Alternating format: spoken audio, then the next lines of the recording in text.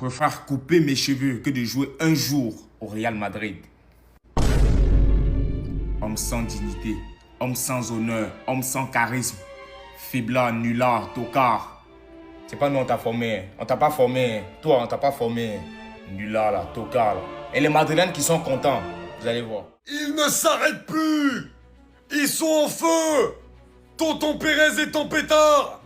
Après Dumfries, après Bernardo, Konaté devrait arriver. Le Real annonce Marc Cucurella. C'est pas le Real qui l'annonce, mais c'est Romano qui a donné le Here we go, donc vous l'avez compris, c'est tout comme.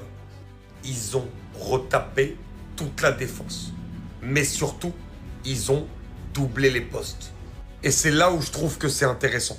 Parce qu'ils ont acheté un latéral droit et un latéral gauche la saison dernière. Qui sont venus d'ailleurs pour être titulaires. Carreras d'un côté, Alexander-Arnold de l'autre. Mais aujourd'hui, il va y avoir de la concurrence. Et ça, c'est intéressant pour rebooster un vestiaire comme celui du Real Madrid qui en a besoin après 2 saisons blanches. Avoir Cucurella qui sera en balance avec Carreras d'un côté et Alexander-Arnold en ballottage avec Dumfries de l'autre. Ça amène de la concurrence et t'en as besoin. Parce que très souvent, le Real, lorsqu'ils ont eu des blessures, les doublures n'ont pas réussi à assumer justement la position du titulaire. Et ça, c'est vraiment très très important. Pour moi, il faut encore un renfort au milieu, peut-être un renfort aussi à droite, devant. Mais en tout cas, ils sont en train de doubler les postes et ils sont en train vraiment de se construire un effectif qui va faire très très peur la saison prochaine. Parce qu'on parle quand même de joueurs confirmés qui viennent. Dumfries, ça fait longtemps qu'il est au haut niveau à l'Inter. Konaté, il a brillé à Liverpool. Cucurella, il a brillé à Chelsea et en sélection espagnole. Bernardo Silva, on le présente même plus. Donc on ramène quand même des joueurs aussi d'expérience.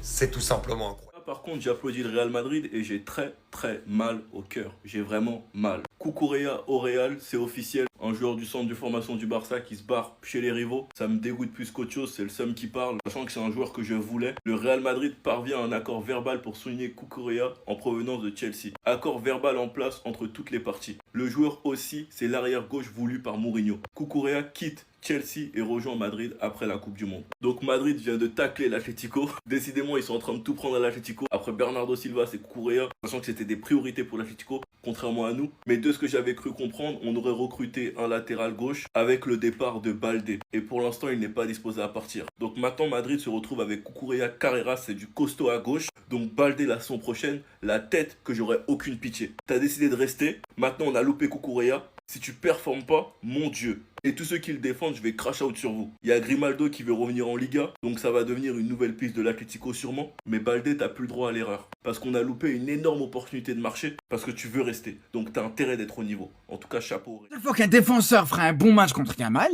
le Real Madrid, ils vont le recruter juste derrière. L'année passée, c'était la même chose avec Carreras, qui avait été très bon contre Yamal quand il était à Benfica. Et là, cette année, même chose, Cucurella qui avait été très bon dans ce Chelsea-Barça, qui avait été très bon face à Yamal, le Real Madrid le recrute aussi. En fait, voilà, je pense, ça montre à quel point aujourd'hui, le Real est traumatisé par Yamal, les gars. On peut dire ce qu'on veut, hein. On peut dire ce qu'on veut. Le Real est traumatisé par Yamal, les gars. Ils savent vraiment que c'est leur pire cauchemar. Ils savent vraiment qu'il va continuer à les traumatiser de classico en classico. Donc ils se disent, autant, voilà, ne pas se casser la tête, voir les défenseurs qui font des bons matchs contre Yamal, et on va les recruter juste derrière. Vraiment, pour moi, les gars, pour moi, alors ouais, c'est peut-être une bonne chose. Chacun verra, chacun aura un avis là-dessus.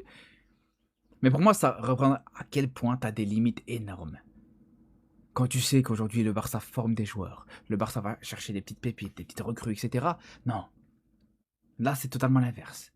Là, ça va juste, soit, comme je vous dis, observer les joueurs qui sont bons contre le Barça, ou alors ça va juste, tout simplement, scruter les joueurs sur lesquels le Barça sont intéressés, en fait. Ça aussi, c'est un problème. Ça aussi, c'est vraiment une situation complètement folle. Mais bref, encore une fois, on verra. On verra maintenant. Il y aura plus d'excuses, hein. Les classicos, ouais, mais on n'a pas de défense, ouais, mais si. On verra dans les prochains classicos, les frères. On verra maintenant.